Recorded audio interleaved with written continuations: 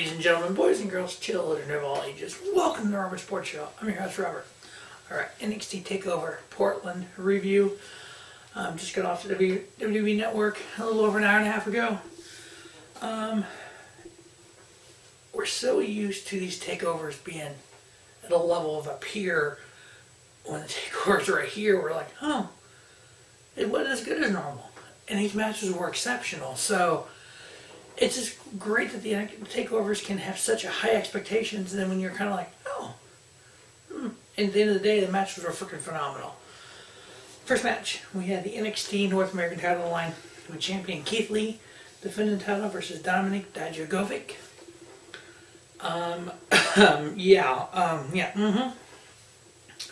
Great match. Now, one of the coolest spots of this match was, we'll get to that. One of this match was Keith Lee, as strong and powerful as he is just as able to do that kind of high flying moves. His overall ability in the ring is second to none. His agility is beyond, no question. Anytime that Dijak was going to do a move and he could kick out, power out of it. Matter of fact, Lee ended up trying to either do like over the head suplex and Dijak and land on his feet. It was like these two guys are so great together. So much chemistry. They've had a history. Back in PWG, they actually had a 5-star match according to Dave Meltzer. So they've had so much chemistry together. One of the cool spots here was they were kind of fighting on the outside, which it should have been a count out. The referee was counting. The referee got to like 5 or 6 and let it go. I'm like, okay, this should have been a count out a long time ago. Keith Lee ended up getting back in the ring to break the count. I'm like, okay, the referee could have counted to 50 at this point. Whatever. It's like, okay, whatever. But anyway, so they're fighting on the outside, and they're fighting around the announce table. Keith Lee was sitting in a chair, basically between the announce tables. Dijak does this freaking dive off the top rope onto Keith Lee into the chair. Keith Lee literally grabbed him so he didn't smash his head on the ground. It's kind of the big spot, back and forth in the ring. Keith Lee ended up getting the victory. Just like I tweeted out during the show, I give it 4.5. It was a great match. I loved it. Keith Lee retaining the North American title, like I said in the preview they would. Next up, we had a street fight, Tegan Nox versus Dakota Kai. As we all know, back in War Games, they're supposed to be on the same team. Dakota Kai got the countdown. Dakota Kai came out. Instead of going to the ring, she turned and destroyed Tegan Nox. We started that feud War Games. This was, November?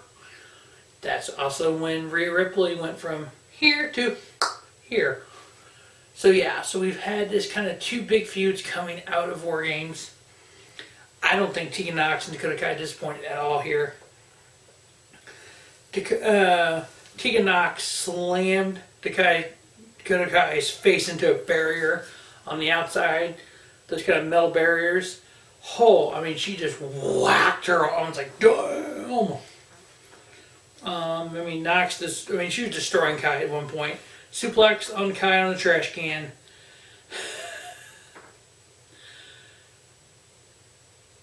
Tegan Nox hit a Shining Wizard on Dakota Kai. Looked like she literally took her head off. This match was freaking amazing at this point. We got a little flavor into it. We had Rhea Gonzalez come out and chokeslam Tegan Nox through a table. Ended up helping Dakota Kai get the victory. Rhea Gonzalez, I've seen her in the Million Classics. I've seen her in Evolve. Not a lot of the fans knew who she was. At first, we didn't recognize who she was. We're like, oh, Rhea Gonzalez, who's that? Oh yeah, I've seen her, So it was that moment they were wanting to, oh my God, Rhea Gonzalez is here. People were like, who? So Rhea came out and attacked Tegan Nox, helped Dakota Kai. So is this going to be kind of like Dakota Kai's henchwoman? How are they going to play this? Kind of want to see what NXT looks like on Wednesday. I haven't given this match 3 3/4. I thought it was a freaking phenomenal street fight for Tegan and Dakota Kai. Next up, we have Finn Balor and Johnny Gargano. Now, there's a lot of talk of Finn Balor not being that great in the ring, Finn Balor being overrated. These two, Finn Balor and Johnny Gargano, did not have chemistry in this match at all. I mean, parts of this match just drug on. Balor ended up getting the victory. I ended up giving it 3 3/4. I gave it the same star rating that I gave Cameron Grimes and Johnny Gargano on NXT last week. So that's how, I mean, to me, that's what the match was, When Finn Balor cannot go out there and have a freaking epic match with Johnny Gargano, something's just not right there. So we'll see where this goes. Like I said in my preview, maybe Balor challenges the winner between Ciampa and Cole. I talked about the March 18th.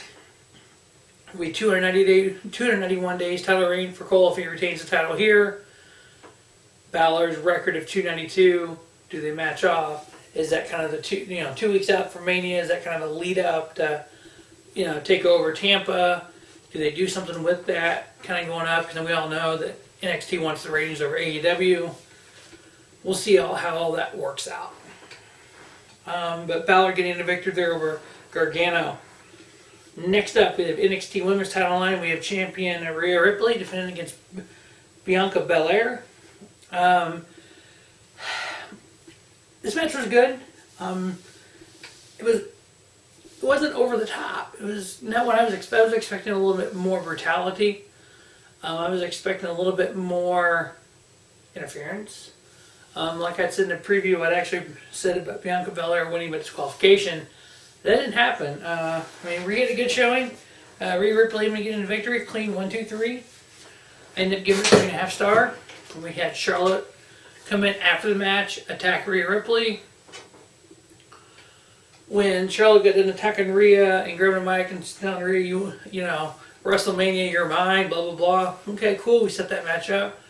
When we left the ring, Charlotte attacked Bianca Belair. So what I can see happening here, just like with the, when they do triple threats, a lot of times they have the who they don't want to lose, who's going to win, and basically have Patsy to get pinned. Are they doing that with Bianca Belair? Are they setting up Charlotte, Bianca, Rhea Ripley, Rhea pins Bianca, Charlotte didn't get pinned? If that is the case, if you follow me on Twitter, @RobSportsShow, I tweeted out on the 7th of February, which was 2 weeks ago. WrestleMania, triple threat, NXT Women's title. Belair, Flair, and Ripley. If it happens, look back on my timeline on Twitter, @RobSportsShow. I tweeted that out. But Rhea retaining here. Charlotte accepting the challenge. We got Charlotte and Rhea Ripley, NXT Women's Championship, WrestleMania 36. Next up, we have the NXT Tag Titles on the line. We have the champions, the Undisputed Era, versus the Dusty Rhodes Tag Team Classic winners, the Broserweights, Pete Dunne and Pete Dunne and Matt Riddle. They came out in a golf cart with the Dusty Rhodes Classic trophy on top. They were wearing t-shirts from what Matt Riddle said to Bobby Fish. How many fish can Bobby Fish catch if Bobby Fish would catch fish, or whatever the saying was? And they kept saying that. They had t-shirts that said this. They kept saying it over and over. It was across the bottom of the screen. They had on the screens, they had bass fish with Bobby Fish's face on it. Yeah. The Undisputed Era in front of the ramp ended up attacking Riddle and Dunne. The match just was wow. One of the better tag team matches in NXT. That's saying a lot. The Broserweights ended up getting the victory, which was kind of shocking, but it was kind of cool. Because you just thought, okay, Pete Dunne is this hardcore, British strong style kick your ass, talk to you about it later kind of guy. He's with this kind of MMA fighting, kind of California hippie Matt Riddle, which one thing about Matt Riddle, do hope, bro. If you remember, Razor Ramon, hey yo, back in the day, back in the 90s, hey yo, hey bro. That's kind of his new little catchphrase. And you just see Pete Dunne going, dude, I just want to kick your ass right now. But hey, they're NXT Tag Team Champions together. We'll see what that does. The NXT Tag Division isn't all that strong, like the NXT UK. So we'll see where this goes. Do they lose them back to the Undisputed Era? Do we have another tag team that, comes up, and does well? We'll see. But for now, the Broserweights are you NXT Tag Team Champions. 4.25 star. On to the main event. NXT title on the line. Champion Adam Cole, bye-bye, versus Tommoso Ciampa. This match it drug, part of it did. Just straight up drug, part of it. I mean, it ended well. They had a nice little 5-minute run there. They were trying to kill each other when you're doing brainbusters on the apron and, all this. And Cole hit his freaking, looks like almost a Canadian Destroyer kind of move on the outside. And you just had and the referee, at the end of the match, toward the end of the match, Undisputed come out. Roddy was, getting the attention of the referee.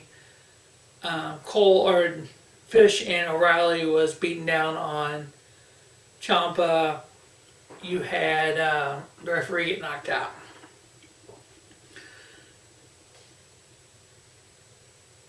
Ciampa hit his angel wings things he does. Went to pin. Cole, obviously no referee. Undisputed Era got involved a little bit more. Ciampa went to get the belt. He was laying in the ring to hit Cole with it. Who's standing there? Johnny Gargano. Johnny Gargano wearing a DIY shirt. Grab the title belt. Okay, is he going to hand it to him? What's he going to do? Gargano ended up hitting Ciampa with the title, literally knocking him out. Referee gets in the ring by the help of the Undisputed Era. Cole gets the 1, 2, 3 to retain his NXT Championship. So now, do we have a heel Gargano going against a face Ciampa? Why are we doing this again? We just had this feud a couple years ago. Now, was it good? Yeah. Matter of fact, it was 2 years ago, WrestleMania weekend, where this feud really got. It was the year before at Chicago, TakeOver Chicago 2, where Ciampa turned on Gargano. Ciampa was out hurt. Gargano was off hurt. Their first match was 2 years ago, TakeOver New Orleans. They had the unsanctioned match. So 2 years later, we're doing this feud again, now with Gargano heel, Ciampa face. I'm fine with seeing it because the matches were great, but unless they add something to it, like a Hell in a Cell or 3 Stages of Hell or something like that, it's not going to make a lot of sense. But yeah, now we have March 18th, 291st day of the title run for Adam Cole. Do we have something with Balor? Balor won his match. Cole won his match. Does this happen? Do we carry on to take over Tampa? Now what? Just like we go with the women's match. Are we going to have a women's match to take over Tampa? Or is the NXT women's match not going to be on that card? And we'll do it at WrestleMania. A lot of question marks. We'll only know in the next 6 weeks how that all works out as we lead up to take over Tampa Bay the night before WrestleMania. As always, thanks for watching Robert Sports Show, and don't just have a great day. Have a spiffy day. Robert Sports Show, your YouTube leader in sports talent content.